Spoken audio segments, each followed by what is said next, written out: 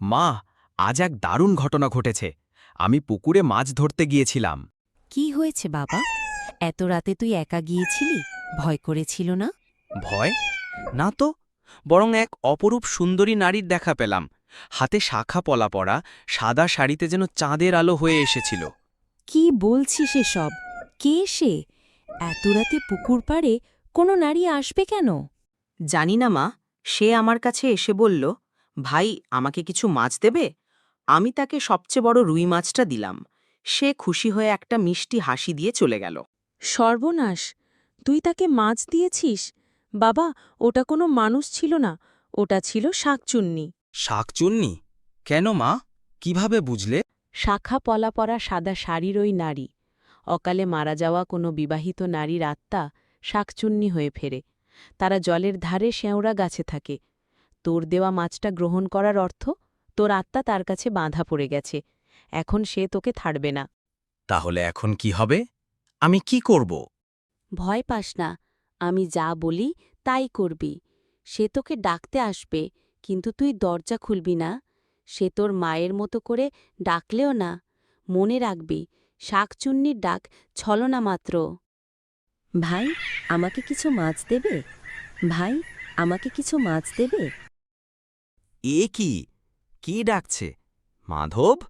ও মাধব, ওঠো, আমি তোমার মা। দরজা খোলো, তোমার জন্য ইলিশ মাছ এনেছি। মাধব, ও মাধব, ওঠো, আমি তোমার মা। দরজা খোলো, তোমার জন্য ইলিশ মাছ এনেছি। এ তো আমার মায়ের গলা, কিন্তু মা তো ঘরেই আছেন। এটা নিশ্চয় শাকচুন্নির কৌশল। না, আমি দরজা খুলব না। মাধব, ও মাধব, কোথায় গেলি? দরজা খোল। মাধব, ও মাধব, কোথায় গেলি? দরজা খোল। আবার সেই ডাক, মাধব, ও মাধব, কোথায় গেলি? দরজা খোল। মাধব, আর কত লুকায় থাকবি? দরজা খোল, নইলে। মাধব, আর কত লুকায় থাকবি? দরজা খোল, নইলে। মাধব, ও মাধব, কোথায় গেলি? দরজা খোল। মাধব, ও মাধব, কোথায় গেলি? দরজা খোল। মাধব, ও মাধব, ওঠো, আমি তোমার মা। দরজা খোলো, তোমার জন্য ইলিশ মাছ এনেছি। মাধব, আর কত লুকায় থাকবি? দরজা খোল, নইলে। না, কিছুতেই না, আমি দরজা খুলব না। না, কিছুতেই না। মাধব, আর কত লুকায় থাকবি? দরজা খোল, নইলে। মাধব, ও মাধব, ওঠো, আমি তোমার। ডাকটা আরও জোরদার হচ্ছে। মাধব, আর কত? মাধব, আর কত লুকায় থাকবি? দরজা খোল, নইলে।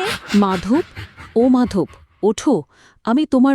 তাহলে কি সে চলে গেছে? মায়ের কথা শুনে ভয় না পেয়ে আমি ঠিক কাজ করেছি।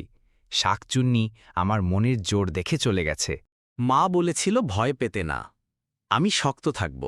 এ কি? কোনো ডাক নেই, চারদিক নিস্তব্ধ। আমি জানতাম তুই পারবি। সাহসী আর বুদ্ধিমানরা অশুভ শক্তির কাছে হার মানে না।